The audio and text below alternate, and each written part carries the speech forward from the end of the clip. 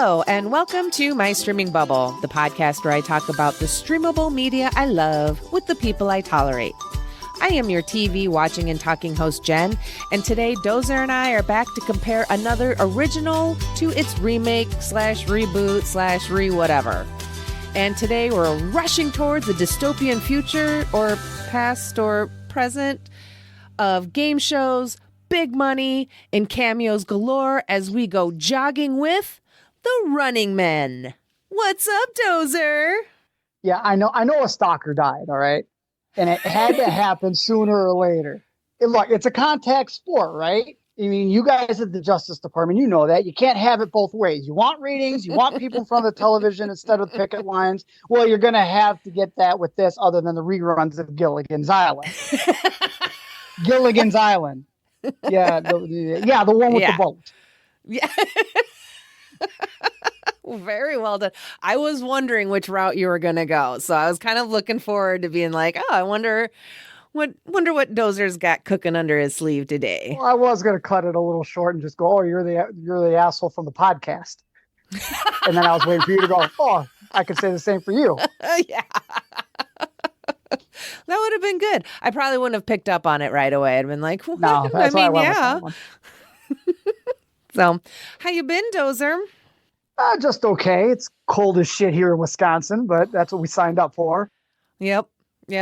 And it's kind of funny because like the other day it was still in the negatives, but it wasn't as negative as it was like the days before. And I was like, oh, it's a balmy negative too. This is kind of nice. Well, okay, so everybody was pissing and moaning about how cold it was last Friday when it was supposed to be the coldest day we had. And I was out and about in that stuff, and I didn't think it was terrible. And I think this week is worse because of that wind.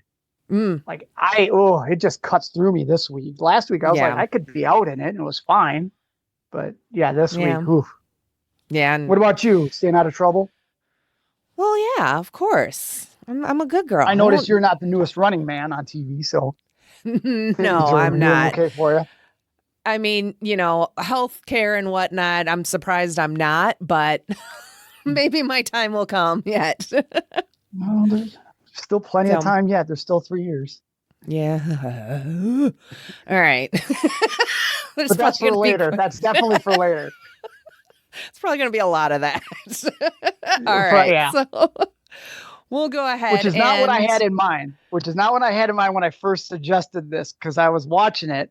I watched this a couple weeks ago before all this other shit happened in the news. So I was like, oh, this is kind of cool. Maybe we should do this one. It's a quick watch. And then all of a sudden everything happened. So I rewatched it yesterday and I was like, oh, this is starting to hit a little too close to home. But yeah, we'll get into that. But I was telling Timmy the other night, I was like, Josh picked these movies, and next time I see him, I'm going to kick him in the fucking shins and pinch his arm fat because he's an asshole. I thought this was intentional. I thought you were fucking with me. No. So even better. But all right, we'll finish with the rest of the intro stuff, and then we'll get right on into it. So consider this your official spoiler warning. We are going to be talking about The Running Man 1987 and The Running Man 2025. So if you haven't watched either of those, pause the pod, watch the things, and then come back. Welcome back. So before we get on to the IMDb credits, I just want to throw out content warnings, corruption in government, entertainment, media manipulation, and considering how this ties so closely to current events. Let's just throw content warning for just a little bit of everything, just because I'm not sure what's going to come up. And if I start yelling, just shit might start flying out of my mouth. That's not literally, but like figuratively, because that's fucking gross. But let's just cover the bases because I don't know where this conversation's going to end up. All right. So for the IMDb information for the original 1987 Running Man, what IMDb says: in a future dystopian America, a wrongfully accused and convicted policeman gets his shot at freedom when he's forced to participate in a TV game show where convicts called runners must battle killers for their freedom. I have two things of what I says about this. First one is a coppa framed for the crash of a choppa. And also, I'm just way too fucking stressed out for this shit. It was directed by Paul Michael Glasser and written by Stephen King. He wrote the book and under a pseudonym, and Stephen E. D'Souza. It stars Arnold Schwarzenegger, Maria Conchita Alonso, Mr. Hansy himself, Richard Family Feud Dawson, Yaphet Kotto, Jim Brown, Jesse Ventura, Marvin J. McIntyre, Mick Fleetwood, Dweezil Zappa, and more. It is available on Paramount Plus, MGM Plus, rent or buy on various streamers, but also, more importantly, free at your library. IMDb for The Running Man 2025. A man joins a game show in which contestants allowed to flee anywhere in the world are pursued by hunters hired to kill them. What I says about this, I says, I'm still way too stressed out for this shit, but this one is more entertaining. It's directed by Edgar Wright and written by Stephen King, Michael Bacall, and Edgar Wright. Stars Glenn Powell, Jamie David, I didn't get her last name. Shit. I'll have to look that up later. David Zayas, Josh Brolin, Coleman Domingo, William H. Macy, Debbie Mazar, Michael Cera, Lee Pace, Sean Hayes, and more. It's available on Paramount Plus, MGM Plus, rent or buy. It unfortunately is not available at my library, but doesn't mean it's not available at yours, so check your local library. All right, so Dozer, what are your general thoughts about 87 and 2025 and how they compare? And, do you know what to do? Yeah. I'd like to just kind of take it with 87 to start with. And sure. And I remember watching it. I think, I don't want to say right when it came out, but sometime on whatever it was on, Cinemax or HBO, one of the movie channels that you could get. I remember it being on there and watching it and kind of really liking it. I don't know. When did you first watch it? And did you like the first one at all? So I remember this movie growing up, but I never sat down and watched it. Maybe bits and pieces here and there, but not enough to say that I watched this movie. I'm familiar with it. I have nostalgic ties to it. I don't. The other day was my very first time watching it. And I will say, had I watched this in the 80s or 90s, anytime prior to like 2016, I probably would have loved this movie, thought it was a hoot. It still is, and I still enjoyed it. But with the current events going on, it was so much harder to enjoy the movie. I loved a lot of like the one-liners and like a lot of the cheesiness. The acting was bad, but it was fun bad. But the whole vibe of the movie, I swear I was like trying to take my pulse because I'm like, my heart rate feels elevated. Like I've just got this elevated sense of dread watching this movie. So because this was my very first time watching it, because of current events is why I don't like it. But I do like it, if that all makes sense. Like if we were in a different timeline, and I still watched it for the first time in 2026, I probably still would have liked it if we were in like a normal fucking situation. But it turned out to be a little bit more nonfiction than science fiction. And that was just kind of a bummer. Are you saying that you haven't seen this fully up until just when I put it up 2 days ago? Yeah. This movie came out in 87. It's an Arnold Schwarzenegger movie and you're just watching it now? Yes. Oh, Jesus Christ. Yes. All right. I mean, I still enjoyed again. And I feel like I will try not to repeat it, but in a different timeline, in a different world in existence, or had I seen this prior to mid 2000s, I'd be like, oh man, this movie's so fun. It's so great. I love it. Love the commentary, the satire of it. Richard fucking Dawson, what the hell? But it was just, I still enjoyed it, but it was hard to enjoy it like fully, Yeah, I got a feeling we're going to get into that a little bit. So that's kind of why I wanted to just stay and kind of focus on the 87 one, the early part here of this. Sure. Just to at least have some fun with it before we start going down the rabbit hole that will be 2025, the year, not the movie. Yeah. Right on. So, all right, what else? So then how was it revisiting? Have you rewatched this movie recently prior to the pod prep, you said? So I was out sick for a few days from work, and the I was awake for 4 hours, and the wife was like, "Let's watch a movie." I'm like, "Well, what do you want to watch?" And she goes, "Well, The Running Man, the two new one is out. Do you want to watch that?" And I said, "No, that just makes me want to watch the Arnold Schwarzenegger one." So I Mm-hmm. watched that, Mm-hmm. and we watched it, and she kind of liked it, and it brought back a lot of, I don't know, I don't want to say memories or nothing, but it reminded me back of the 80s when I watched it, Yeah. and it still had that kind of fun to it. Like, it was still a fun movie. The Mm-hmm. acting was just as bad as I remembered it being, Mm-hmm. especially. Uh, so I don't know if this is true, but for some reason I got it stuck in my head that they reshot or they added that first scene with Arnold Schwarzenegger in the helicopter after the fact. Like, this was all like posted, wrapped up, but then I guess they needed some more time in the movie Mm, or whatever, okay. so they shot all that, and it just felt out of place, and it was just as terrible acting as I remember it being. The rest of the movie, I mean, don't get me wrong, it's an Arnold Schwarzenegger movie. So, Mm-hmm. the acting isn't going to be top notch, but it's still a decent movie and fun. Yeah.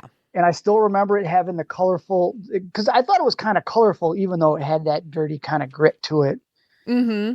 in the movie. But yeah, but then as the credits were rolling at the beginning, and I'm like, oh yeah, Richard Dawson, and I'm like, oh, that's right, Jim Brown is in here, Jesse the Body Ventura, Yep. and I'm getting all excited, and Professor Takanaka, or yeah, Mm-hmm. Tanaka, and then Mick Fleetwood, and what was his name, Kurt Fuller, I think. He was always the bad guy, like the secondary bad guy in every single movie that was back done in Uh-huh. those days. Yeah, Kurt Fuller. So it's just like, it was fun for me, and I Yeah. was excited, and I am obviously the breakout for me is Richard Dawson in that movie. Like, every now and again, you just nail it on the casting, and that's just another one of those. God Mm-hmm. damn, did they nail that?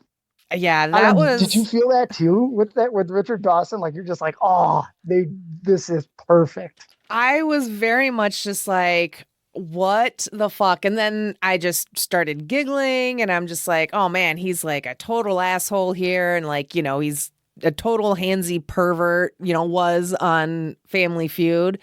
So, but since I only know him from Family Feud and just kind of that game show host type, a little on the drunk side and highly inappropriate with the young ladies. Like, that's how I know Richard Dawson. So to see him in this light of just being a total fucking prick was kind of fun. And for some reason, I feel like it wasn't that much of a stretch for him. I have no basis for that, but it's like a gut feeling. I feel like he was kind of a dick in real life, like outside of hosting and stuff. I don't know. I 100% agree with that though too. Yeah. Like, I don't have, as far as I know, there've been no allegations or stories of him being a terrible person, but goddamn, does it not just it Mm-hmm. just fits for some reason. Cause it's like he's Richard Dawson. You know what I mean? Like, of course he'd have like an ego and an elevated like self-worth and everything. So I could totally fucking see it. But yeah, I do remember this movie being on the brighter side, and I think it is because of, his big yellow suit and then the red one, and contrasting that with kind of like that dark, gritty arena and everything. So Well, see, I always almost, remember, yeah. like you said, the arena, like a lot of the backdrop was really dark and brown Mm-hmm. and kind of dirty, but there was always these pink and red and yellow lights kind of brightening up everything to give it that real stark contrast between the two. Mm-hmm. Like, it really felt like this was all staged. Mm-hmm. Or it kind of felt like you really got the idea that it was for television and ratings and all that stuff. Oh yeah. Oh yeah, for sure. But like so there's parts of the original and the remake too that definitely reminded me of like some Black Mirror episodes. I don't know if you've watched Black Mirror on Netflix. But it's kind of like Twilight Zone meets tech meets just shitty human beings kind of thing. But Twilight Zone meets what? like Twilight Zone meets tech, like technology Oh, and shitty people. Because the show's more like it features a lot of like advanced and futuristic technology and stuff. But as per usual, it's about the shitty humans with the technology and what they do or don't do with it, kind of thing. But there's an episode that they basically, it's basically convicts and they're put on like a game show and they're pretty much tortured and chased and everything, all for the entertainment of the people, but also that is their judgment for their crimes. So it kind of gave me a little bit, it kind of reminded me of that in a way where it's like this really sick kind of sense of, again, entertainment at the expense of just other people, convicts or not, of humans. And the way the studio audience in 87 were just like cheering and like, yeah, and the bloodlust. When you see it all kind of condensed like that, it is really fucking disturbing because you're just yeah. like, people suck. And now we see that in real life. But, you know, aside from like those heavier things, I do love like the brightness of it when it gets bright and showing that contrast of the highfalutins and these criminals, more or less, and, you know, that class difference kind of thing. And I enjoyed like the campiness of it and the bad acting, the one-liners. I mean, Arnie even says his Terminator line, you know, I'll be back. So it's just, it's a good time in that sense. I hit my mic. So it's a lot of fun in that sense. And there's a lot of explosions, a lot of like classic 80s explosions that are too big for what actually happened, but it's a lot of fun. But yeah, if I had watched this sooner, I'd be all over it. But it hurts a little to watch it and enjoy it as much as I did enjoy it. So did you happen to kind of notice like a pattern now lately? So we've done Total Recall, we've done RoboCop. Did this not also have the feel of those two movies? Like Oh I yeah. feel like when they showed I think it's the ICS building, Mm-hmm. it had that look of like something out of Total Recall and or RoboCop. I don't know if it's just a product of the time necessarily that they all look like that, or there are more movies that did that. It just really felt like all of Mm-hmm. these had a real big tie-in. And I think it's more about like the product of its time, you know, being, you know, those movies having come out in like the 80s and everything and what their idea of what a dystopian future would look like with technology and everything. So I feel like it's all around that same kind of level. And almost like now when they do like dystopian futures, I think it's always going to be a reflection of the time period in which it's made because of what our collective perceived idea of what the future could look like, good and bad. You know, because like there was what in the 2000s, there was a lot of like dark, gritty stuff. Everything went dark and gritty. You know, comic book shows and movies went dark and gritty. So I feel like it's a tonal thing. You know what I mean? Of the time period.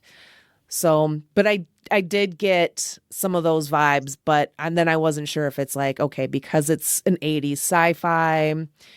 I thought of Total Recall a lot, but I'm like, is it just because of Arnie? Maybe, but Well, I you think can't tell me just when he's. Oh, go ahead. I was just gonna say, but I just think it's kind of the overall vibe of the time when the movies came out. Because I was going to say when he tries to make his escape with his hostage, I put that in quotes. That Mm-hmm. whole scene reminded me of him when he's trying to get to Mars in Total Oh Recall. Like yeah. it almost felt frame for frame like the same thing. Yeah. You know, I will say with 87 that it's a lot of fun. Like the only kind of I guess criticism I have about it is that It feels like they just wanted to put Arnie in another action movie with explosions where Arnie's the good guy and he's fighting corruption and he's fighting a corrupt system, although he's only just fighting for himself. But I feel like the concept and the idea were great. They just didn't put a whole hell of a lot of like thought or effort into it overall. Because it was just very much felt like, oh, we're going to make an action movie and it's going to star Arnold Schwarzenegger and he's going to be a good guy and we're still going to blow things up. And that's really all that matters at this point. So that's kind of, it felt very like on the surface, not a lot of depth, no growth, you know, they're just all, they're the same people by the end of the movie, but a lot of fun one-liners and big booms along the way. So it's almost like an underbaked cookie. I can see that. That makes sense. I like my food analogies.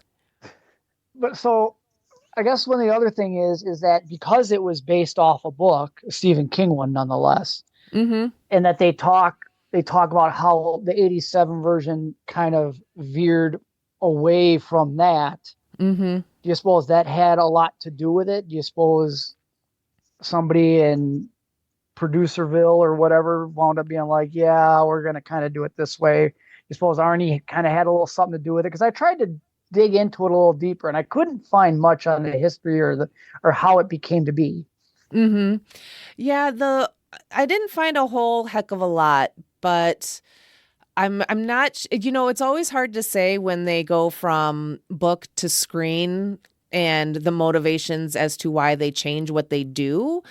I get changing things for time and for the storytelling, but because you don't have that same amount of time in a movie as you do in a book to do all of that world building. So without having read the book, I my only assumption is that this sounds like that the people saw it and they're like, okay, this sounds like a neat idea for a movie, but let's not do the family angle. Let's just, it's the late 80s. It's all about the big action movies and action sequences. It's Arnie and Sli's and, all their time to shine and everything. Like that was like peak 80s action movie. So why would they want to like slow it down with, oh, he's a family man and, so I could see that being very much the reason why they went the way they did. But just a guess. What about you? Do you have any thoughts as to why it diverted so much? So apparently, from what I understand, the 87 version is actually plagiarized from a 1983 French film.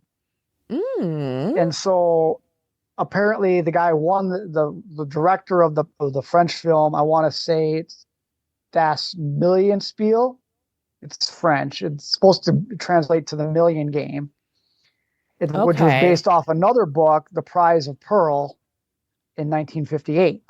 Okay. And so the director of that movie wound up winning, but it took 8 years for him to win the battle. And apparently it was enough to cover his court costs, didn't Yeah. gain anything. So apparently this has been done before. So apparently we're doing the original versus remake on the wrong movies yet again. It's like the thing and the thing and the thing from the other planet. Yeah. So apparently 87 was already a ripoff of something else. So I haven't seen that, so I don't know. So maybe that's more or less like they took the idea from Stephen King's book and then somebody saw this other movie and realized, well, that's probably a better way to do it, and then just did it that way, but then just gave King the credit or Bachman at the time. Mm-hmm. Yeah, his pen name. Yeah, I don't know, because, books and movies at this point have been around for fucking ever. So it's going to get to a point where even a like quote original idea or quote original remake of a book, if we go back far enough, we can probably find an instance where, oh, well, this book is very similar or similar stories, and this was done in the 50s or 40s or whatever. At some point, everything's all a remake. Because, and then The Running Man gets compared to, or is sometimes I think credited for like the inspiration for Battle Royale. Was it the Japanese like last kid standing kind of thing, where they're all just, it's a bloodbath and they all just have to murder each other. So you could say that that movie drew inspiration from here in that kind of sense. And I remember several years ago, there was a movie that I think it had Stone Cold Steve Austin, Vinnie Jones, a couple other folks, but it basically was like a bunch of convicted convicts on an island fighting their way for freedom. It was televised for the world to watch. And, so then women, the female prisoners are, so they're murdering each other, they're assaulting and sexually assaulting each other. I don't know why I want to say it was Stone Cold Steve Austin, but he was more or less like the because good I convict. think you're right. Because I think you're right. When you're talking there, I'm like, that sounds awfully familiar. So I'm trying to look it up real quick just to see if I can figure it out. I can't remember. I want to say the movie started with like a C, but you could say that movie was a ripoff or The greatly Condemned? influenced. Yes. Greatly influenced by this movie or story plot. But yeah, that one, I thought hubby and I went and saw that in the theater, and I thought we were just signing up for like a fun action movie. And then, there's some like morals and ethics tossed in there. And I was like, oh, well, now I feel bad.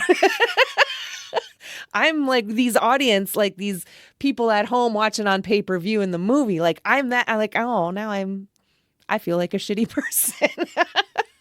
Don't you feel like this premise is kind of like a backdrop to like most movies? Like, family, father, or whatever is backed into a corner, needs to make a bunch of money to do whatever. Mm-hmm. And obviously there's more moral conundrums and stuff like that they have to overcome and stuff like that. I feel like it's just a basic premise to most movies to begin with. So, oh yeah.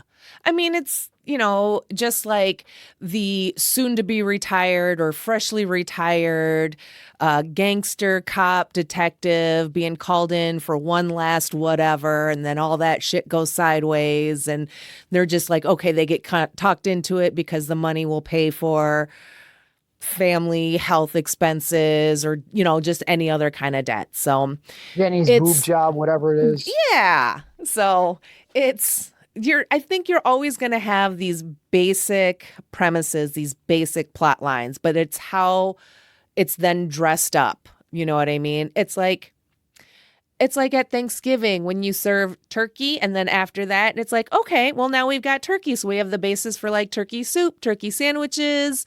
I guess that's kind of it. But you get what I'm saying. I'm doing another food analogy. You and your food analogies, like you said. And I think what stands out a little more with these particular movies here, especially with The Running Man, is that they don't hide that idea behind a story. They put the problem right out in front of you and they go, what if you could make money doing this? Like, what if you could, how much is your life actually worth to put yourself through this if you win?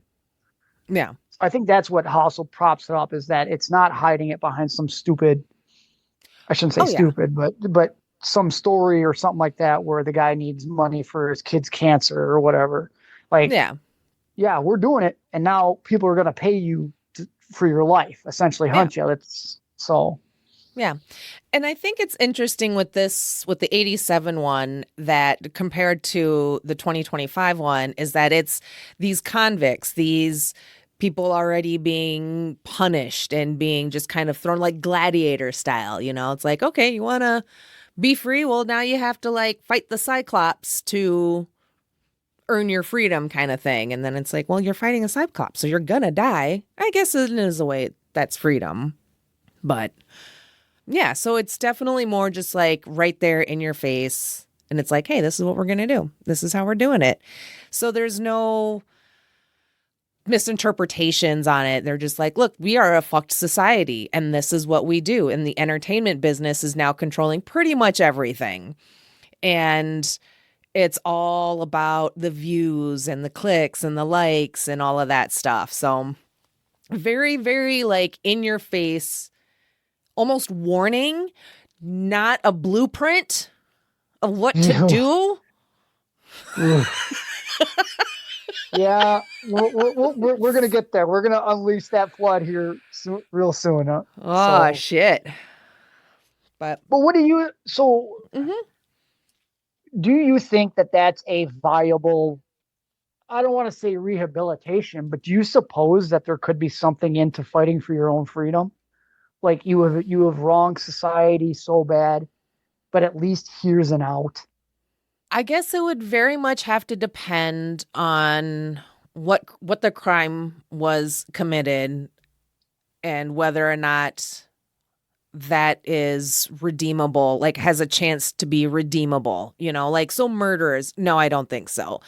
Rapists, sexual, just your serial killers and other predators. Absolutely not. But maybe if it's for something nonviolent. Okay, so let's say it's Wisconsin, all right? And you're on your like 12th DUI. And they're like, "All right, if you want your license back and all your points restored and instead of serving time and paying these fines, you have to fight for your right to be free cuz driving is a privilege, it's not a fucking right." Sorry. Oh, that's true too. And maybe drunk driving isn't like the best analogy if it's a life or death kind of thing, but I wouldn't want them to do it with like extremely dangerous repeat offenders. But I also don't think nonviolent criminals should have to put their life on the line for a chance at freedom, if that makes sense. It could be more like a capture the flag kind of thing in that situation. Well, that's kind of why I asked is because it's one thing, like you say, you wouldn't want violent offenders, but I feel like if you're going to gamble your own life, I feel like anybody should be able to do it. Like if you want to gamble your life on it, I think freedom should be in the cards as that reward, especially if you're gambling your life, Yeah. especially as stacked against as the deck is stacked against you anyway. So you're already going into it at a disadvantage. So you already know there's a better than even chance you're not getting out of it alive anyway. But at least it Mhm. gives you the chance. And I would assume that by the fact that you're voluntarily putting your life on the line to gain freedom, that by the time you got out of it, maybe you would have a more of an appreciation of what you have, and it could stop you from being the violent offender that you would have relapsed into without having to fight for that freedom. I mean, maybe, but then I just worry that, like some true fucking psychopath gets, signs up for it, has way too much fun fighting and killing, we'll just say his way to freedom, only to be like, well, now I'm free.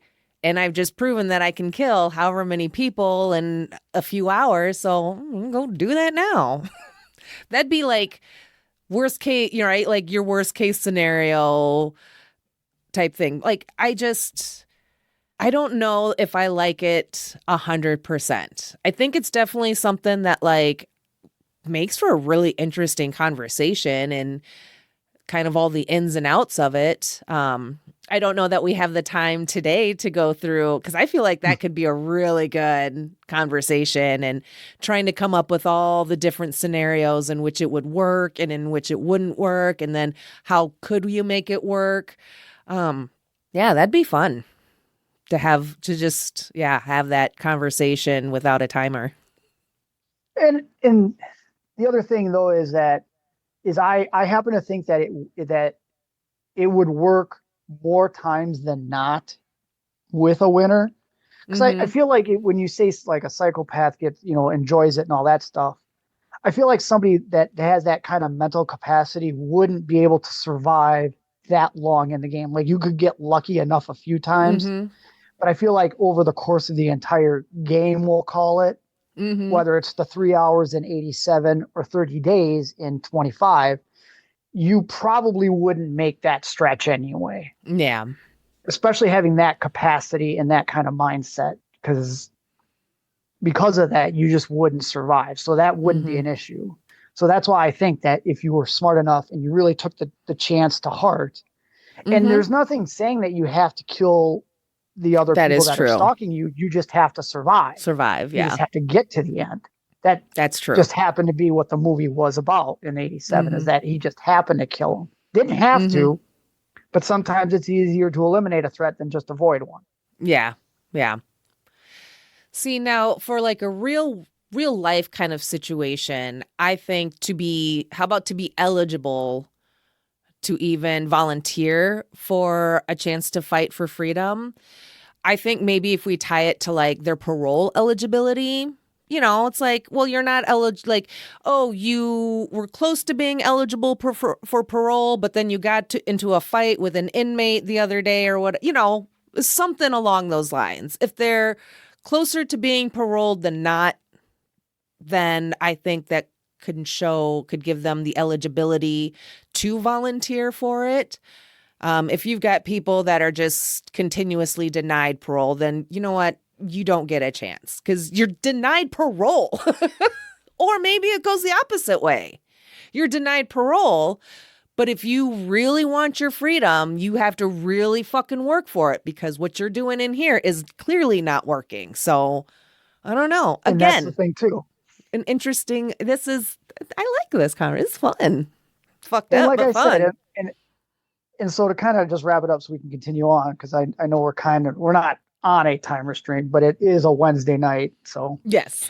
but I was just going to say the fact that that the person is going to voluntarily risk their life, I kind of feel like all bets are off at that point. Like if they're willing to sacrifice their own life for this freedom, you you kind of got to give it to them.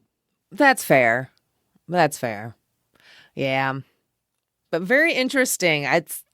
I'll like I said, that's just an interesting topic. Timmy and I will continue on, and then next time we see each other, we'll continue on it because I'm just Absolutely. like, it's like, in what instances would I be like 100% a okay and not okay?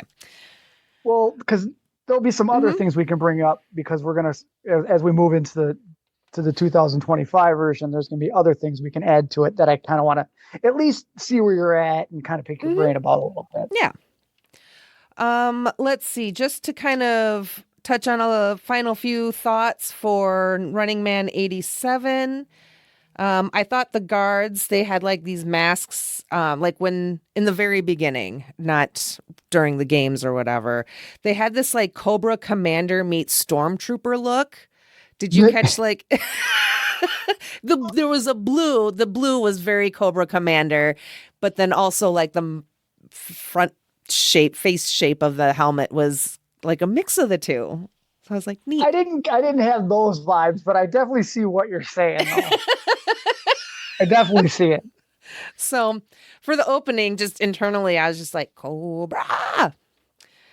Let's see. Arnie has the line that says, I'm not into politics, I'm into survival. Someone else says, these days it's the same thing.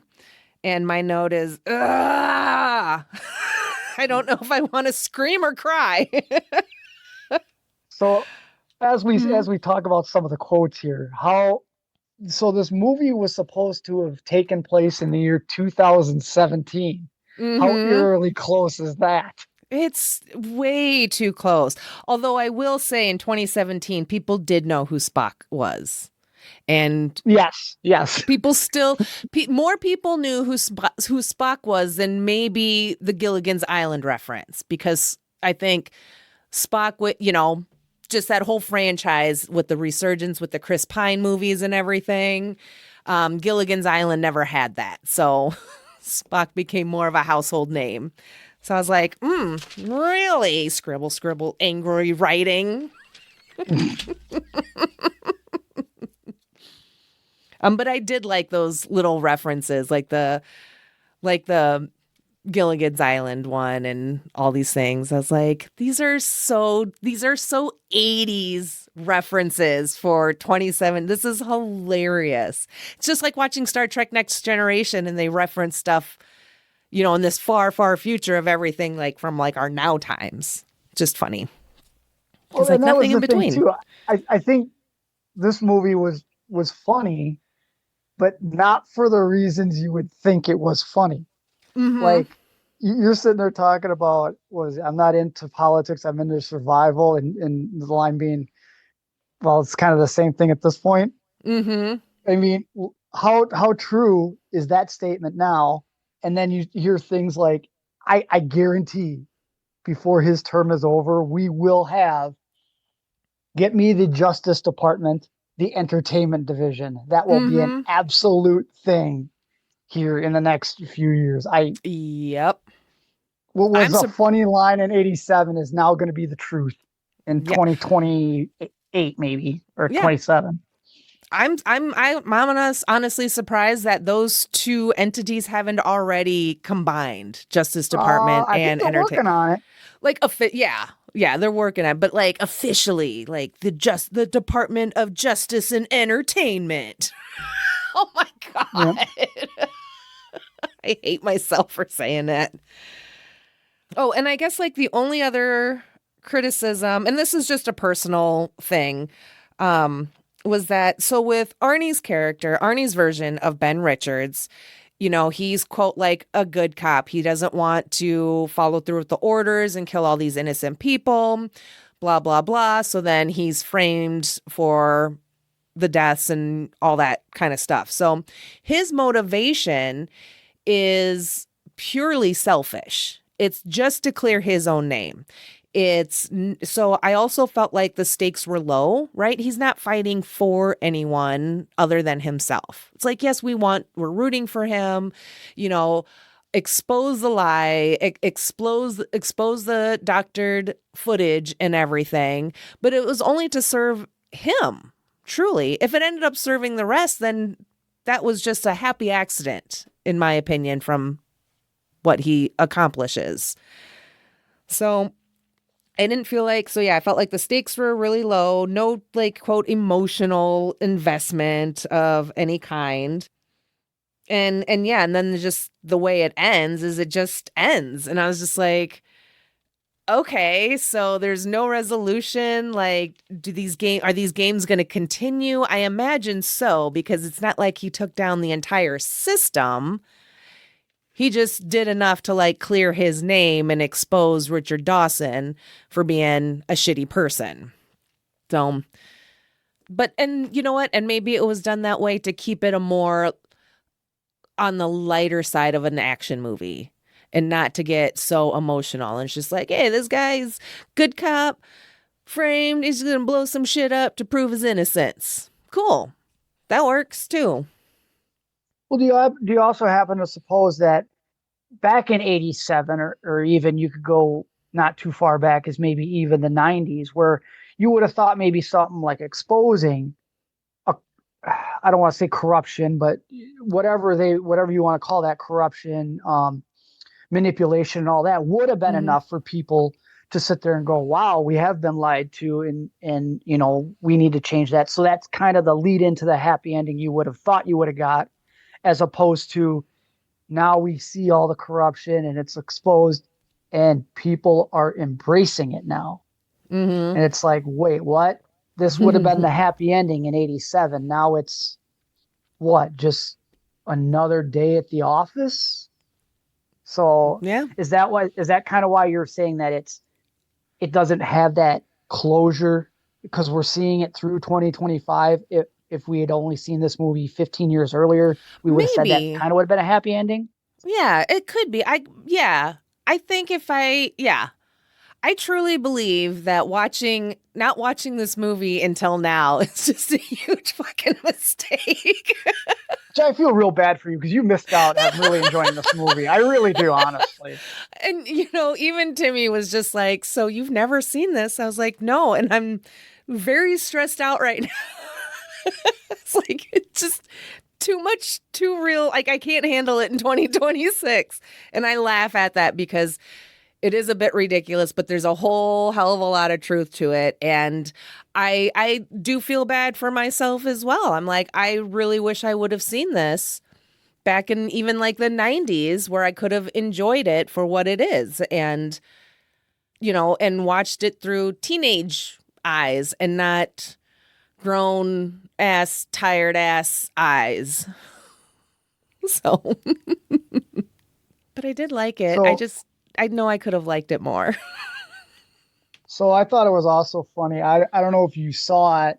If you blinked, you missed it. But when they were trying to, it's that whole scene when they're in the office, Richard Dawson, Kurt Fuller, and they're trying to find the next contestant for the show. Mm-hmm. And if you see in that opening scene right there, it's right after Arnie subdues. I forget what the name of her is in the movie. But he subdues her in her apartment, and then it switches over to them in the office. And right away, it starts with a computer screen, like something out of RoboCop, and it's got all those guys like profiles. Uh-huh. And there was one in there that they had. It was a female, and her name was Peggy, quote, now what, unquote, Vintez. I thought that was funny. Just, now what? And then there was another one. It was Motto Babyface March, but it was just a picture of a baby. I did not. That is awesome. I saw that and I was like, wait, is this just a kid? And so I just paused it for a while. Yeah, it was some picture of some Asian baby. Just, yeah, baby face, Motto Babyface March. It's just... I love it. That is hilarious. And no matter the movie, when they sneak in little things like that, where it's like a blink and you miss it, you have to pause to see it. When they throw in those silly little things, it just makes it fun. And it just an excuse to like rewatch these movies, to see what other shit you can see in the background. That is hilarious. And it's also one of those things, though, too, that as you get back, as you watch movies that are older, they are movies that you kind of have to watch. You would have missed it if you're just watching it and on your phone. You would have never thought to look. You never would have thought to have seen it. So I feel like the older the movie, the more you have to put your phone down. Sure. Now everybody's watching 2 or 3 screens at any given time. Mm-hmm. Yep. So you miss a lot of the nuance and jokes in some of these older movies. Yes, you definitely have to pay attention to the older movies because, even like I guess Netflix has said that they're making films for a distracted audience. So things are being, as well too. Things are being simplified, watered down. Things are being repeated throughout the movie as to what's going on. And it's like, how about we not cater to the dumbs, But that's the majority of your audience. Well, that sucks. They're just going to have to learn to put their fucking phone down. I'm sorry. But like, even if you're going to watch it at home, like great. And then you can be on your phone versus being in public in a theater on your phone because you're ruining the experience for everybody else. Like, I don't give a shit that you paid your money for your ticket. So did everyone else around you. And they did not pay for your fucking phone light. So do that shit at home. And then that way, when you get lost in this overly complicated, not easily explained plot line, you have that option then to rewind and just catch that bit that you missed and then carry on and then go back on your phone and then do that every 10 to 20 fucking minutes. Great way to watch a movie. But yeah, I just wish we could stop dumbing them down. The movies for these people. I'm okay with some of it happening, but like I don't want it to happen to my favorites or nothing. But if like some of these movies that I watch on Netflix or whatever that are, I'm not really watching because I want to watch it. I'm watching because I got 2 hours to kill before bedtime. Yeah. So whatever. Like a background. Yeah. But, and I guess it would be very like, for me, genre specific, thrillers, dramas, don't dumb those down. Actions, comedies, romance. Jen's waving, saying hi. I saw her. I didn't see her. Okay. Yeah, she's trying to stay out of the way. Oh, that's fine. All right. Yeah, she should. No, it's 2026, goddammit. Men are going to be seen, not heard. So fucking zip it. But you're on a podcast, so you got like another hour. Huh? I only wish it was that way. No we shit. could use a break anyway. Please. Yeah, just stop talking. Start listening. All right. All right. So anything else on 87? Well, did you hear about that band of what was it, bank robbers that had that suicide pact? Huh. No. Well, they never went through with it. Just makes them unreliable. Oh my God. You don't remember that line? I They were, don't. they were, I it's in the same scene. The lady goes, "Well, there's that band of bank robbers that had that suicide pact," That's and right. Richard Dawson goes, "Well, did they commit suicide?" And she goes, "Well, obviously not." And he goes, "Well, then they're unreliable." That's right. There are a lot of great like one-liners and shit like that throughout this movie. I couldn't write them all down, but it had me chuckling throughout. All right. So on to the 2025 version. So what are your general thoughts on this movie? This was way better than I thought it was going to be. I went into it with very low expectations, and it was better. It was actually a decent movie. This is definitely a how do I want to say it? It could have been anything else as well, but even with having slapped the Running Man label on it, it was pretty good. It held up. I thought this cinematography was some of the best I'd seen in a while. I that airplane scene at the end, Mm-hmm. I actually kind of felt like I was there a little bit. The way the camera would turn, and it wouldn't jump cut. It would stay in that scene and just turn a little bit to give Mm-hmm. you that. It just felt really natural and fun. And they did a lot of that throughout the movie, but that's where I really noticed it.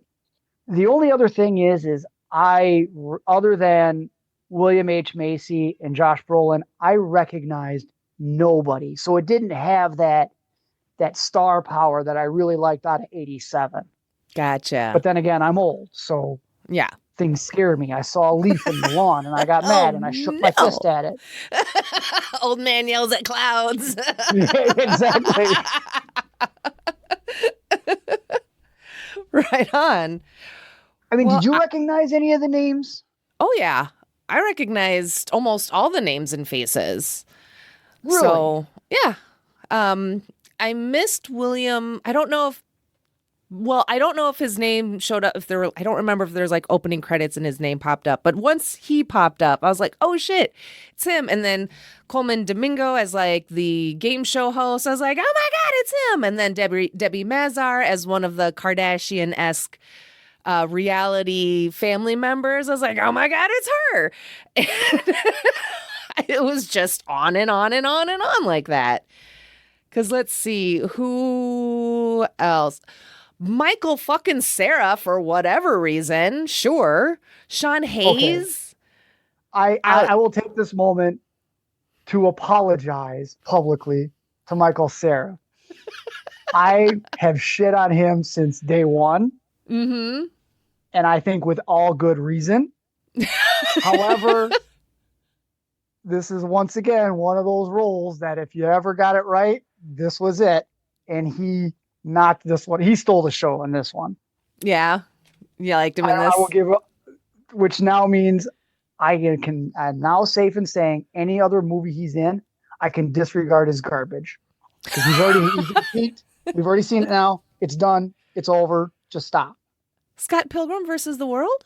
You won't get me to see that. I've never seen it, Oh. and you will not get me to see it because he's in it. Oh. That's too bad because it's got the movie itself has got so many fun like video game references and sound like it's a good time. Kieran Culkin is in it and he is hilarious. Jason Schwartzman is in it and he is awesome. And then it's very just like video gaming and a lot of references to like Mario, Pac-Man, Double Dragon, very music oriented as well. Brie Larson is in it. Oh God, what is her name? She's been in a couple of movies that like she was in the Thing remake prequel. Oh, Mary Elizabeth Winstead yes. Yes. and Anna Kendrick. Oh God. Okay, Oh yeah, yeah. She's in it. I may She have to doesn't turn have like a around. she doesn't have like a huge part in it, but she is in it. Aubrey Plaza is in it as well, I believe, just a little bit. So If anything, it is a fun movie. Anyway, enough about that. Yeah, Michael Cera in this. I didn't know he was in this. Like, I tried to stay away from all the credits so I could be as surprised as possible. So instantly I was like, oh shit, it's Thanos. And oh shit, it's that person and that person. So that was a lot of fun. But I did not catch Michael Cera, until his character came up. And I couldn't help but laugh. That was probably like the one part Timmy saw when I was watching it. He loved it. He's like, that is like those quintessential characters. He's like, I feel like his story kind of more reflects the original about like my dad was a good cop trying to fight against the corruption and then they killed him, because in the first one you've got the good cop fighting fighting to clear his name from the corrupted blah blah blahs. So I was like, oh, that's a good point. But and I knew he wasn't going to make it till the end, but I was not expecting him to fucking catch a headshot when he did. So that was a nice, fun surprise. I was like, oh shit, he did. So you thought this was better than you went in with low expectations. What else did you like about this version? Like I said, the cinematography was really what did it for me. Okay. I from what I understand, the 2025 is more closer to the book than the 87. Mm-hmm. Which it kind of makes me want to read the book a little bit just to kind of see how close. Because I can't imagine, I know that it's 2025 and we have the technology and all that stuff, but it makes you kind of wonder what kind of stuff did they envision having back in the book was what, 83? So it kind of makes you wonder where those ideas were, and then how close 2025 was in that reimagining or idea. Something like that? Yeah, sure, yes. Uh-huh. Otherwise, like I said, the cast didn't do it for me. Josh Brolin in the role, like I thought he did a pretty good job, but it wasn't. I don't want to say he did a terrible job or anything, but it wasn't goddamn. I think he had some big shoes to fill. I think is what it more is. He had some big shoes to fill. Yeah. In that one. And I was highly disappointed in William H. Macy's character. Yeah. Like it was like William H. Macy's just the shit, but that was just a throwaway character. I felt kind of bad for Macy to, I don't know. I put him in a high regard, and then he just kind of did that and never to be seen again. He had an afternoon off, so yeah, I guess. No, I mean, I loved the cast. It was a lot of fun, and the really funny part about it is, until I hit play, I thought this movie starred Ryan Gosling, not Glenn Powell. No Do they reason. look that similar? And then relatively good-looking white guys, so yes. I don't know, honest, but I couldn't pick either one out of a lot. Well, I could pick Glenn Powell now. Yeah. But if you were to ask me before this movie, I couldn't tell you which one was which anyway. So, but I mean, so that was kind of funny when I hit play, but yeah, I loved this cast. I loved the Kardashian-esque reality show family, always in the background on TV or something, or playing in the lady's car or she's auto driving. Just some of those little digs. Oh, all the AI deep fakes and everything, even in the 87 one, is just like, it's so disturbing because it's a big problem we're facing right now, in my opinion. But well, do you want to just kind of go into that or not? Not quite yet. Oh, just the AI deepfake stuff?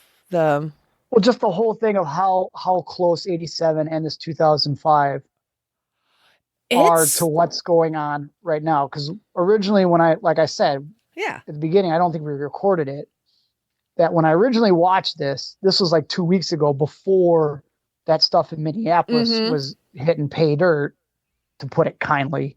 And then all of a sudden that started to hit. And then I rewatched it again yesterday or the last 2 days, both of them. And then now it really starts to hit a lot closer and a lot more heavy. Yes.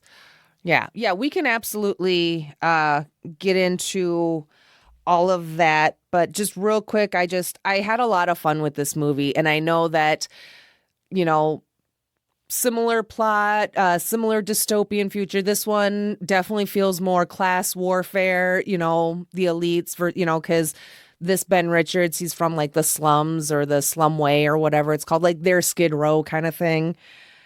Definitely So not as musical. so you definitely kind of get that vibe, which I think I could appreciate more. And I had an easier time wanting to root for Ben. You know, of course you're going to root for Ben in the 87 one. It's Arnie. What the fuck? You're not going to root for Arnie. What the fuck? What are you doing here? But this one, I just felt like his character was more relatable. And again, that could be because of all of the everything that's been going on. And I just want to say for the listeners that Dozer and I are recording this on January 28th. Who knows what the fuck has happened by the time from recording this to air date, but we are right off the heels of Keith Porter, Renee Good, and Periti. What's his first name now? Alex Periti.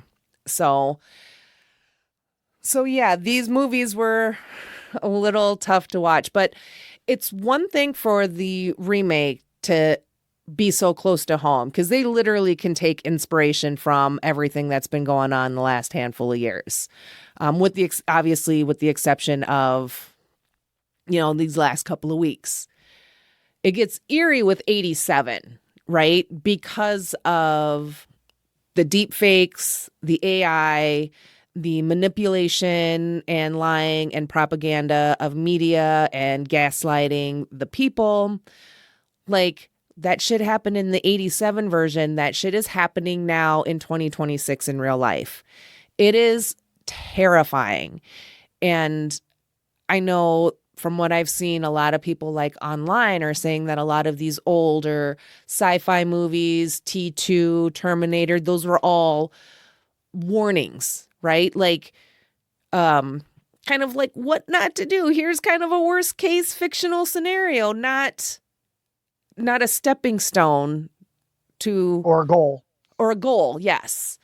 You know, so again, with Black Mirror, because Black Mirror as a series has a very dystopian kind of feel to it, even with a lot of the technology, but it's not, that wasn't a how-to, that was a warning.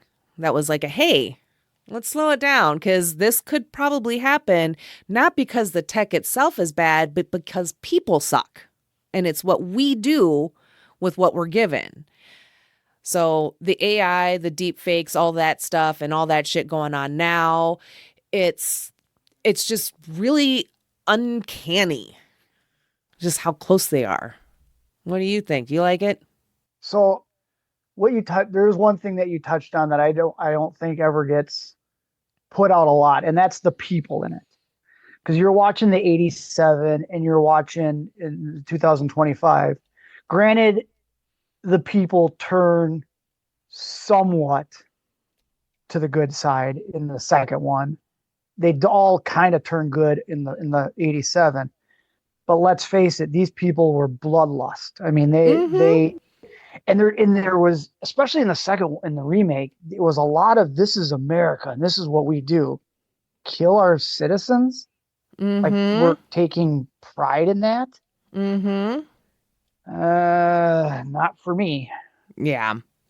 I really liked how, so in the 87, you know, you've got like that live studio audience, you know, with Mr. Hansy Richard Dawson and, you know, playing it up to the crowd. And they're all just like cheering. They're watching the running men run and they're like, yeah, kill him. Blah. Just those people are also very, you know, bloodlust. I like that in the 2025 version, they take that bloodlust of the people and put it into the real world and make it interactive, right? So it isn't just cheering them on. It's, hey, I could win money if I press this button and rat you out. And then, yeah, like Michael Cera's character, his mom, she's like, I'm going to miss it. I want to see him kill him. Ah! Like, it's funny, but it's also not because people are like that in this movie and in real life. It's so fucked. So one of the questions I was going to ask you is how much would it take for you to either rat Ben Richards out or go for the high money and actually take him out? Now, I preface before you answer, I will give you the benefit of the doubt in that you are fed the same bullshit that they fed everybody else. That he's well, in the case of 87, that he's a domestic terrorist and all that. You're fed that. So you think that going in. How much would it take for you to either A, rat him out, or B, if you have a number, what would it take for you to be the one to pull the trigger? See, if in I'm that still scenario. in that scenario, see, okay, it's really hard because, yes, even if I'm still being fed all the lies and the bullshit, kind of like we get fed lies and bullshit now, if I'm still who I am, I would like to think that I'm down in the fucking tunnels and I ain't snitching nobody out. But other than that, if I was just one of the regular people, one of the regular civilians in this movie, for me to just rat him out, it'd probably be like, we need the money for something. You know, it probably would be a medical cost. To take another life, to take the life, it would be, I really don't know. Even in that world, what it would take. So are you saying it wouldn't be the money, it would be the situation that your life would currently be in then? More or less, yes. Yes, more than less, yes. And you know what? I get that. That's fair. That's a fair answer. You know, but, and what about you? Do you think or are you going to be in the tunnels? Oh, no, I would not be hiding in the tunnels. I would be front row. But I don't know what side. I don't know what I would do. If I'm being fed the bullshit, it's hard for me to say because I'm one of those people that I don't believe everything I hear. I'm always like, that doesn't quite sound right. Maybe I should look into that or withhold judgment or whatever. But I do know that no matter what, I would not be hiding in the tunnels or anything like that. I would want a front row seat to the Armageddon that is happening. Sure. So I would at least be involved in that way. I just don't know. Like what lengths? Yeah, I've come around on a lot of my moral stuff like that. Like I used to be pro death penalty 100%. Now I'm 100% against it. Okay. I mean, not even from a moral position. That's just too expensive to do. And I just figure on a logistics standpoint, it's just stupid. Sure. But sure. Yeah, the way the government has shown how inefficient it is, you really think I want them claiming who should live and die? I don't think so. Fair enough. So it's also that. And I also believe in second chances, but I use that in quotes because I don't know that some people deserve it. But all I know is I'm not the one to make that decision either. Right. So. Right. Yeah. So to answer your question, I don't know what it would take for me to actually get involved.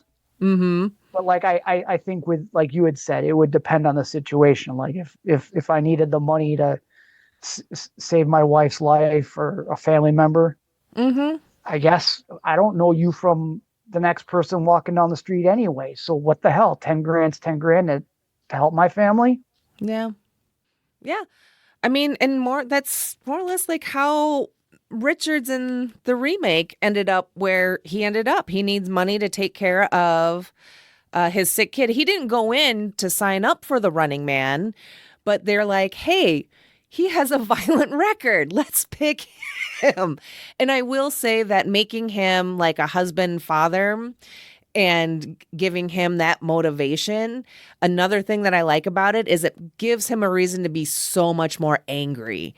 And again, that feels very relatable, feels very reflective every time he like flips off the camera or when he takes a nap in his tighty whities and he slaps his ass that's facing the camera, just all these little digs that he can do. So I like his anger. It feels appropriate and a nice relief for me. I get to watch him, fight, kill some people. Get that aggression out. No, I forgot what I was going to ask.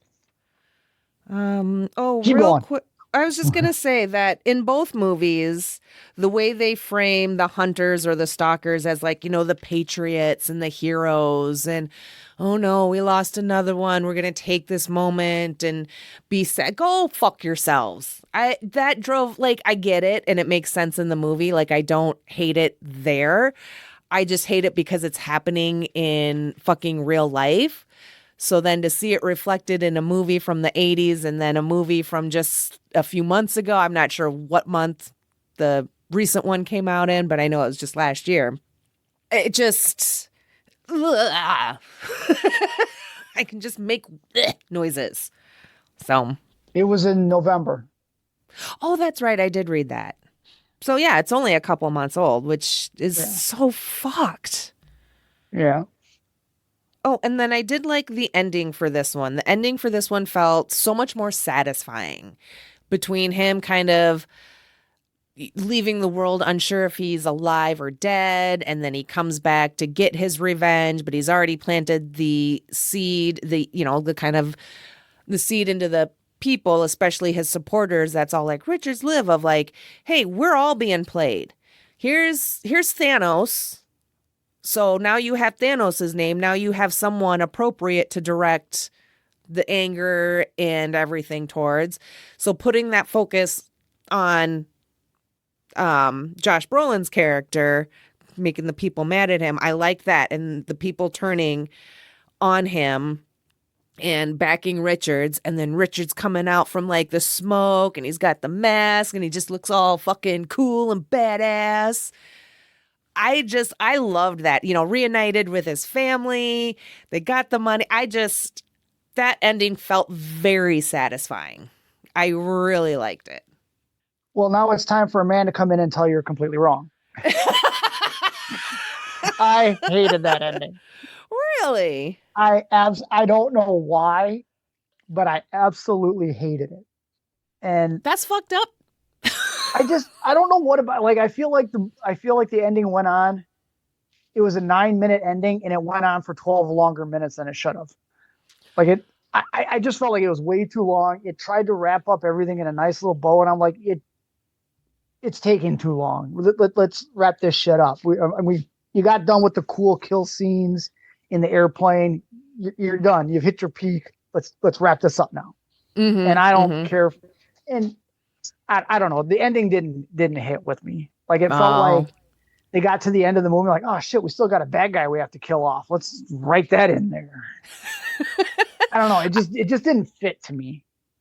So I'll agree with you that like the ending in that sense where the plane blows up, but we don't know if Richards made it out or not. And the one masked, YouTuber conspiracy guy or whatever, him explaining everything, that didn't need to go on as long as it did. That's true. Yeah, this movie is 2 hours and 13 minutes long, and I don't think it needs to be. We don't need that additional 13. Like, it would have been fine at still an hour and a half, just under 2 hours. But I feel like there's some things that could have been trimmed down, and I think kind of that wrapping up of the ending, I think could have been a little tighter, especially since I'm just like, well, I'm pretty sure he lives, but just fucking tell me.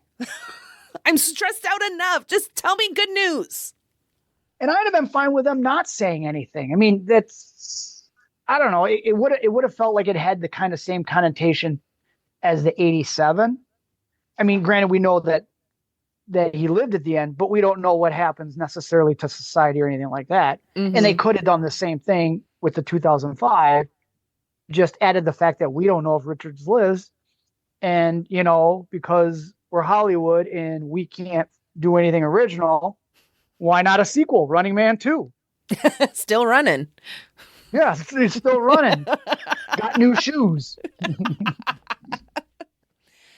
But I feel like because the 2025 version was made so recently, and with everything that we as a country have been going through, it's almost like they had to be like, look, we need to have some sort of happy, satisfying ending where our protagonist comes back and with his own hands takes care of the villain. The people have turned on the entertainment business or whatever, that form of entertainment, or at least. So it's almost like because they remade it in the early 2020s, you had to give us a happy ending. You had to give us something satisfying. Especially considering that, like, there was still a lot of fun in this movie. There was some corny one-liners. Glenn Powell has some really great, like, facial expressions throughout in various situations. There's even one dumb line where he's climbing down the big building. He's like in his towel or whatever, and he's got it's like the YCA building or whatever whatever it's called. But yeah, he's hooked onto the Y, and then that tips, and he's like, "Why? So dumb, so dumb." But I cackled. So I'm just like, I like that they still kept some of the cheese, some of the camp in this one, and also kind of maintaining that level of action and the explosion, and still being true to the on-screen source material. So you still get those same vibes. A lot of things that changed between the two, but I think not enough to make them different movies. I think you can still say that these are both Running Man films. And like you said, that this remake, it was good enough to still maintain the title, to be calling itself Running Man, unlike 2019 Black Christmas. Ugh. It's got cold in here. All right. Anything else on the 2025? So one of the things that I guess I don't know how to necessarily phrase this as a question, but maybe just something to maybe think about, is that at the end, when he's going down in the plane, Mm-hmm. he asks Brolin, did you kill my family, or are they still alive? And he goes, what does it matter? Would you believe me if I said they were still alive anyway? Mm-hmm. That line, I don't know, it just resonated with me, because we've seen everything that he's manipulated up until that point. That Mm-hmm. How does somebody that's manipulated a man like that, as bad as he did, necessarily want to bring him on board? Like, how does Glenn Powell even take that for face value, let alone for any sort of weight? Mm-hmm. And so I kind of wondered about that at what point can you trust somebody like that? Like, would you maybe have taken the deal, knowing that there might be no way out of this? Yeah, they may have already killed your family, but at that point, if you've got nothing left anyway, why not take the deal anyway? But it was that line, that would you have believed me anyway? Mm-hmm. That kind of resonated with the whole thing of the movie, because what is real? Yep. No, I thought that line was pretty bad. That is a really good, like, villain line. Would you believe me anyway? I think it was maybe in that same conversation, he said, like, if they were alive, they'd be there and he'd be torturing them on camera right in front of him. So again, what do you trust? What's the truth and what's the lie in this situation? Is there a truth in that situation? At that point, if I were Ben, I'd be like, fuck you. I don't believe a goddamn thing you're saying, and not take the deal, fake my death, and then come back and shoot him in the face. But what if that wasn't in the cards, to fake your death? Like, what if he didn't know about any of that stuff? Like, at some point, go ahead. Well, I was just going to say, I think it just comes down to just fuck that guy, and you've done all of this shit to me. You've already manipulated me to the point where, I'm here and I'm running and I'm at the end, and now you want me to continue to be your puppet, and you've already done all this shit to me, and I don't even get what was supposed to be promised to me. So fuck you. No, I'm not going to take the deal. I'd rather die at that point and let my family, if they were still alive, get whatever money is owed to them. If they even pay it. If they even fucking pay it. So at that point, it's kind of one of those things where it's like, you know, if I'm going to die, I'm going to die by my hands, not yours. I want to have some control. What about you? I don't know. Like, I might have said I'd take the deal just to maybe get out of that situation and maybe extract revenge on a later date, you know? Mm-hmm. One of my biggest strategies when I play my Magic the Gathering game is if no matter how bad things are, if I can just get to the next turn, I can maybe turn it around. So that's all I'm looking for. Is just get to that next day, get to that next moment. If you can keep doing that, eventually you should be able to hit something to get out of it. And that's kind of how I look at it. Is maybe you take the deal, you get on his good side, and your chance to strike back is coming. But you got to think with a guy like him, he's already got that plan too. So I don't know. Yeah. I mean, there's always, the nice idea of like, I'll go along with it and I'll infiltrate them from the inside and take them down that way. But yeah, like you said, Thanos would have already thought that all through and would have had a contingency plan for that. So, damn that Thanos. He is inevitable, isn't he? Well, it was too bad Jeremy Renner had something going on during the third film, so whatever. Can we joke about that? Jeremy Renner? Yeah. Yeah, what about him? Well, he wasn't in the third one. There was the episode of The Simpsons, and they had the Avengers Age of Ultron, and then it said Infinity War, and the sub thing is the one without Hawkeye. Because apparently that's what everybody remembers that one as. Is the one without Jeremy Renner. He wasn't in it at all. That's hilarious. I never noticed. It's a huge cast. All right. Anything left? Any other stray bubbles for either of these? Any fun facts, misnotes, or anything like that? I don't know. One of the plot holes I was thinking about 87 is that they say it's 400 square blocks. The arena is. Mm-hmm. And in that movie, 400 square blocks is a lot of area. And they got to get from point A to point B in 3 hours is part of the rules. But even without that 400 square blocks, they are able to set up a substation inside to send out the signal for the games in that area, which apparently people from the outside can get into, which means people from the inside can then get out. So what the hell? Why not just leave the goddamn game area? You're free. You're done.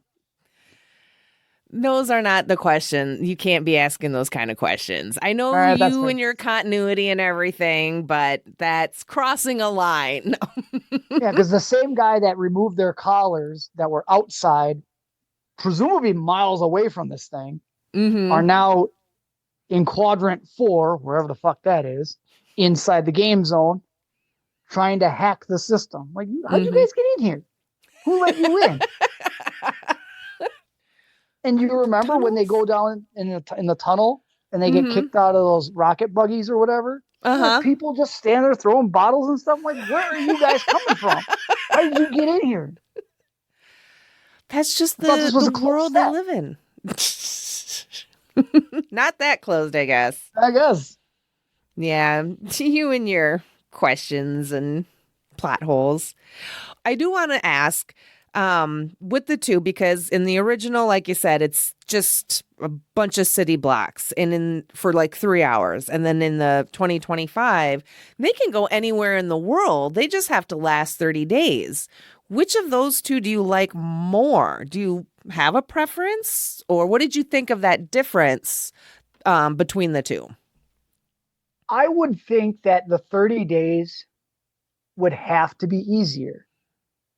Because if you have to complete it within 3 hours, 400 square blocks I don't know that you could, especially with everything that's going on within that 400 square blocks, that you could get out of there in 3 hours. I don't know Yeah. that that's even possible. I would have to visualize the 400 square blocks, and then you've got, what was it? One, two, three, four, five, six or seven stalkers after your ass, highly trained killers Mm-hmm. after you as well.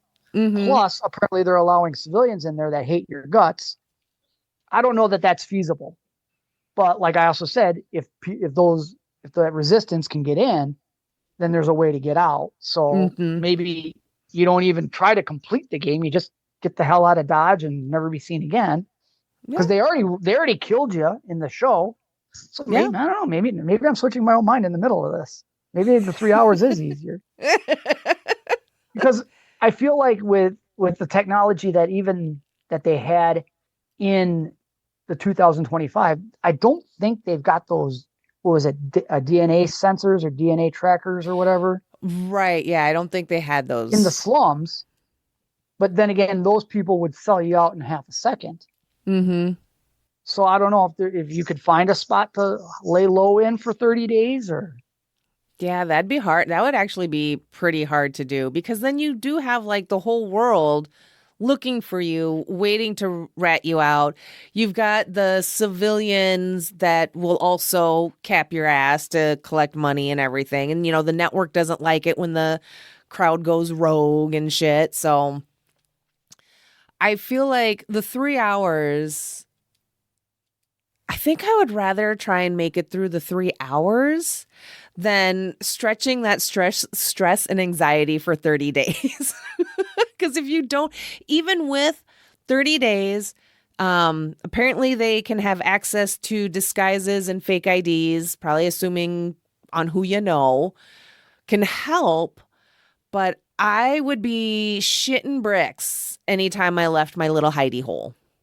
So I think I'd Like I would, rather roll the dice and take my chances in trying to get out anywhere in 3 hours than survive 30 days.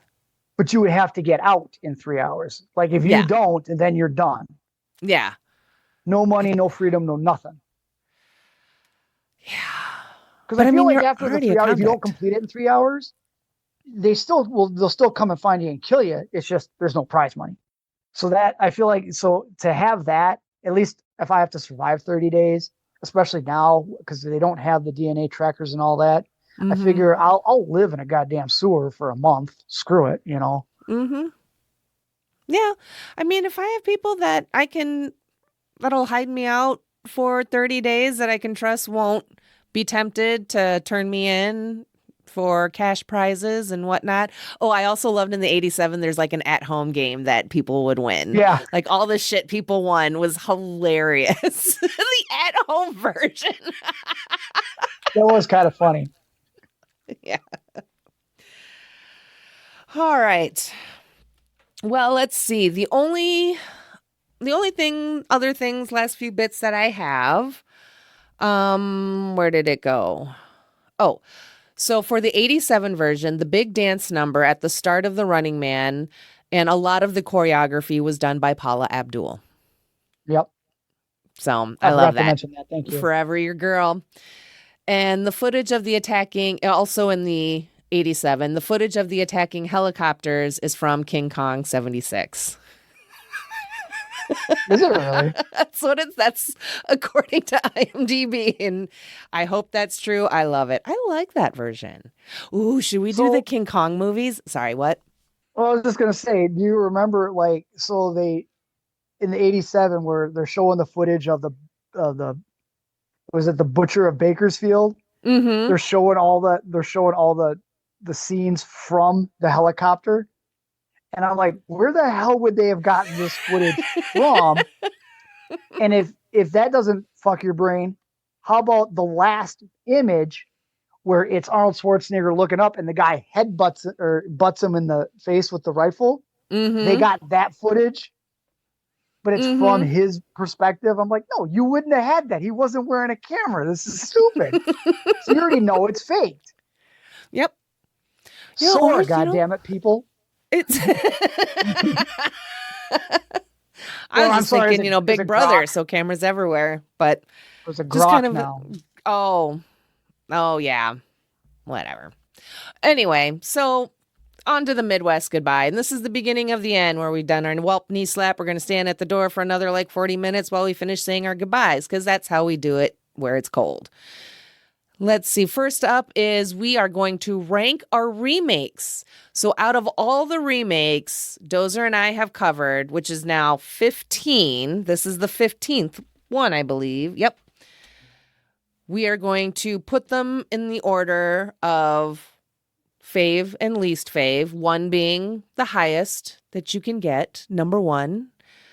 And the movies that we have covered, and you can go back to and listen to them. We covered Nightmare on Elm Street, Friday the 13th, RoboCop, Little Shop of Horrors, Evil Dead, The Black Christmases, the 70s and the '06 and the 19, The Thing, 2011, Total Recall, Dread, Ghostbusters 2016 and Ghostbusters 2023, Mean Girls, Last House on the Left, and now The Running Men.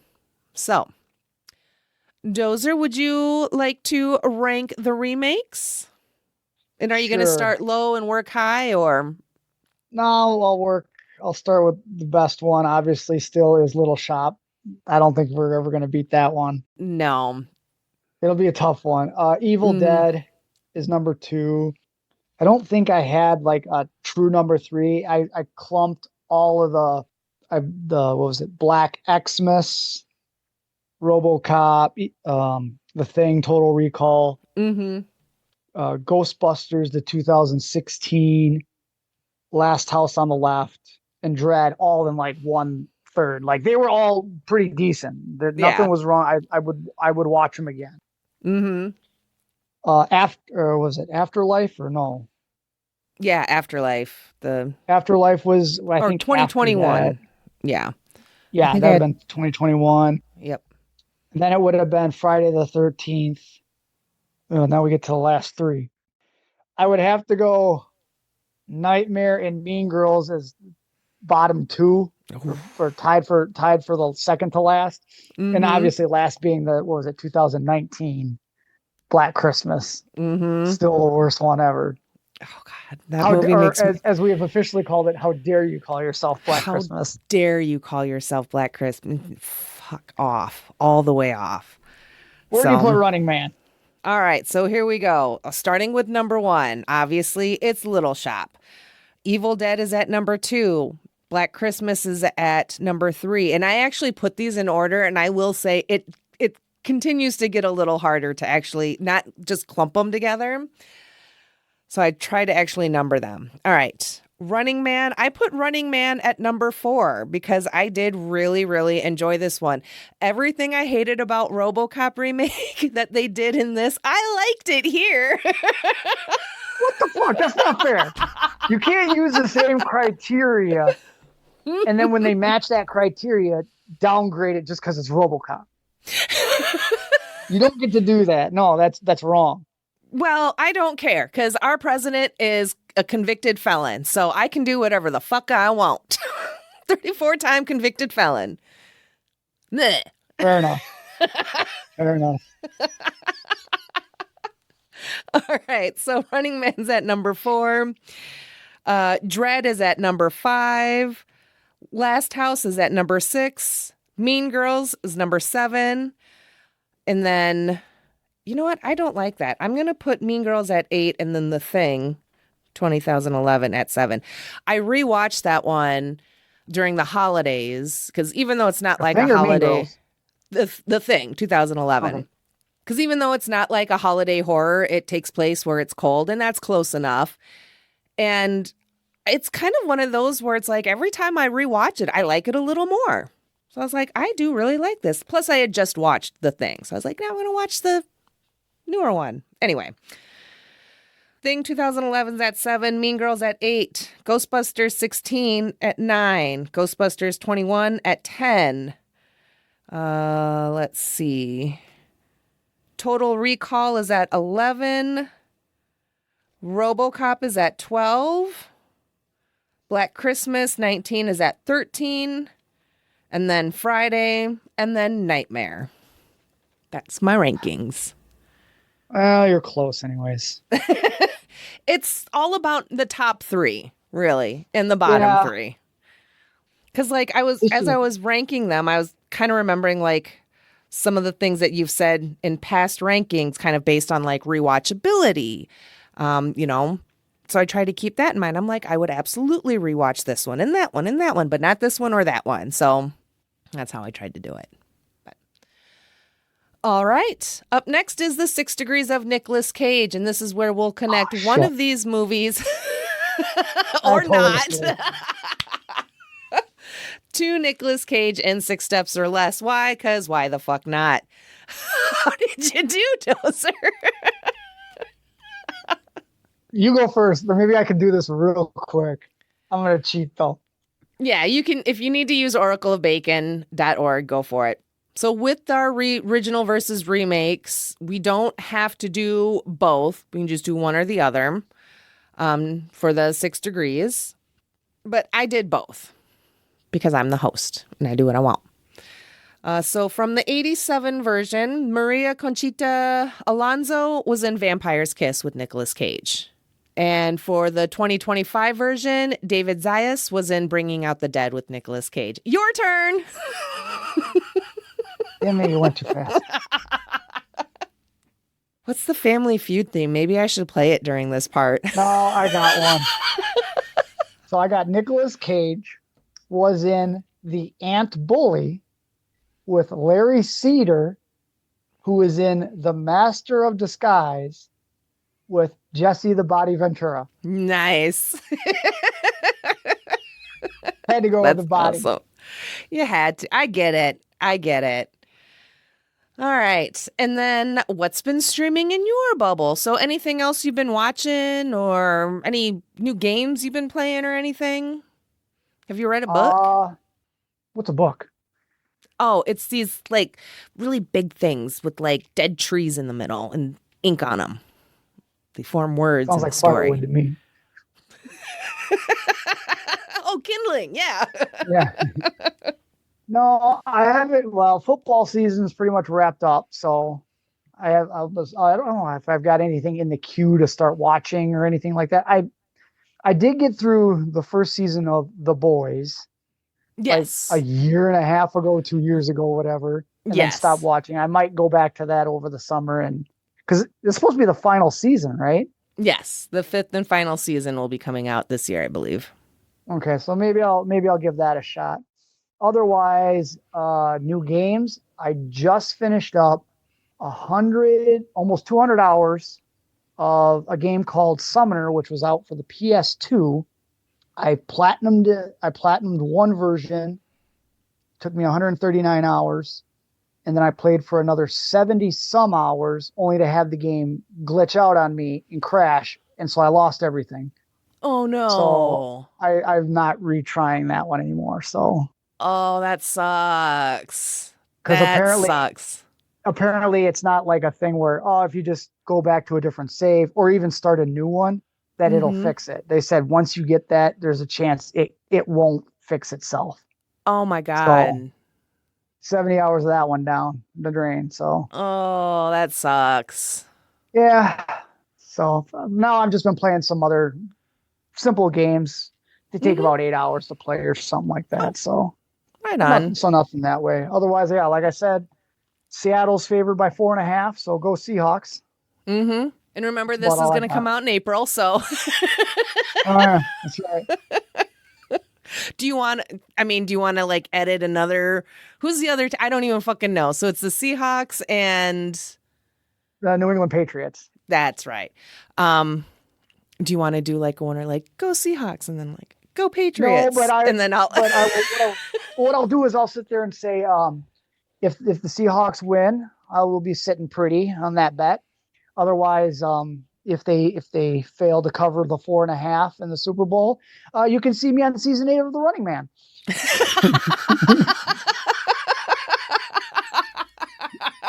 I love it. Well done. Um, let's see. I haven't really started anything new to watch. I just pod prep stuff. But the other day, just kind of as background while I was like getting some laundry or bullshit done, I started rewatching The Bear, Hulu original. I love that show. Jeremy Allen White, who plays Carmy, is so like everyone is fantastic in it. But rewatching it for the umpteenth time, I'm just like, he embodies kitchen staff so well. Like, it's uncanny. Like, that man had to have worked in restaurants for a good chunk of pre-acting, because he has the demeanor, the right attitude and everything. He's so good at encapsulating, especially like the toxic side of being a chef, being a cook in the kitchen and everything. So times are stressful, so I needed a palate cleanser. So I'm watching a show that is actually quite stressful in a lot of parts, but it is so fucking good. So One wait, of my it's favorites. a cooking show? It's not a cooking show, no. So it's about like, it's on Hulu. And it's about pretty much like a family. So this guy, Carmy, played by Jeremy Allen White, he comes back home to Chicago because his brother has died and his brother left his restaurant to Carmy. Carmy is like a 5-star Michelin chef. Like, he went to Copenhagen, learned and everything. So, but now he's back in Chicago. And so now he's got to try and figure out what he's going to do with his brother's restaurant. Also, while dealing with his brother's death, because his brother took his own life. And he's got a toxic mother who was an alcoholic and everything, played by Jamie Lee Curtis in season 2. And it's not like a cooking show. It's just about a guy that happens to be a chef trying to run a restaurant. All the other staff around him, his sous chef, his baker, everyone else, how they're all kind of connected, that kind of show. So it's funny because, like, it's been categorized as a comedy for like award shows, and it has funny moments, but I absolutely would not call it a straight out comedy. Like, My Name is Earl is a comedy. Grounded for Life is a comedy. It is. You didn't like My Name is Earl? I never watched it. Oh, shut the fuck up then. Never watched it. Oh, I watched it with our little one, with our youngest one, and he really liked it. And I'm like, thank God you don't know about what Patty the Daytime Hooker's job actually is.